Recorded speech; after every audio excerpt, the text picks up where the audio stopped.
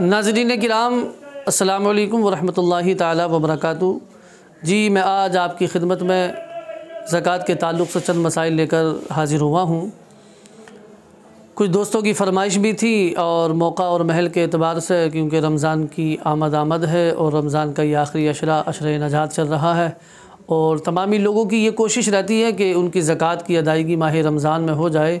क्यों? इसलिए कि माह रमज़ान में अल्लाह जो है नेकियों को बढ़ा देता है, एक पर अल्लाह 70 का अजर अता फ़रमाता है। तो इसलिए लोगों की कोशिश यही रहती है कि हमारे जो नेक वाले आमाल हैं, ज़कात है, सदक़ात हैं, फ़ितरा वग़ैरह है, वो इसी माह मुबारक में हम अदा करें। तो नाज़रीन किराम, अव्वलन तो ये याद रखिए कि ज़कात किन लोगों पर वाजिब है। तो मैं आपको बड़े आसान लफ्ज़ों में समझाऊँ। देखिए, ज़कात जो है अल्लाह ने हर एक पर फ़र्ज़ नहीं की है, बल्कि ज़कात उसी पर फ़र्ज़ की है जो उसका अहल है, जो इसकी इस्तिताअत रखता है, जो अहले सरवत हज़रात हैं। अब अहले सरवत शरीयत ने किसको माना है? शरीयत की नज़र में कौन जो है मालदार है, कौन गनी है? बरादरानी मिल्लत इस्लामिया नाज़रीन किराम, तो शरीयत ने उसको गनी माना है कि जिसके पास हाजत असलिया के अलावा इतनी रकम हो, इतना पैसा हो या इतना माली तिजारत हो कि 52.5 तोला चांदी वो ख़रीद ले। शरीयत की नज़र में वो गनी है, शरीयत की नज़र में वो मालदार है। हाजत असलिया के अलावा अगर इतनी रकम है और उस रकम पर अगर साल गुज़र गया तो फिर उस पर ज़कात फ़र्ज़ है।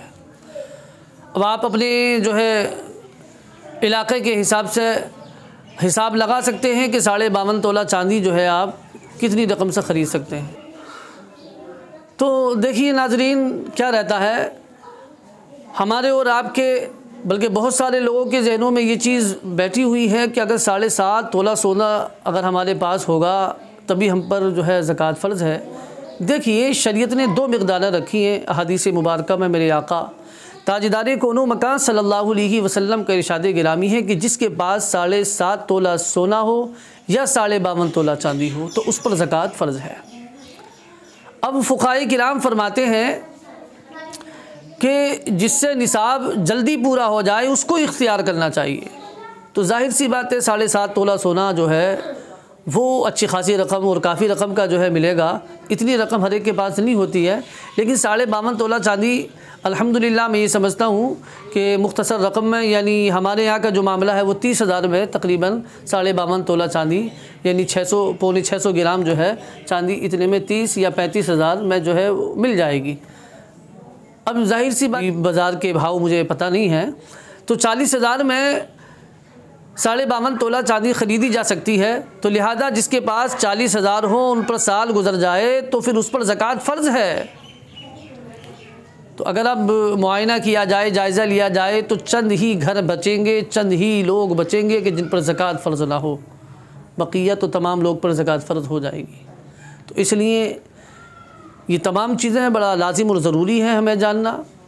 तो प्यारे प्यारे इस्लामी भाइयों, नाज़रीन किराम, आप अपना हिसाब लगाएं, अपना बैंक बैलेंस देखें।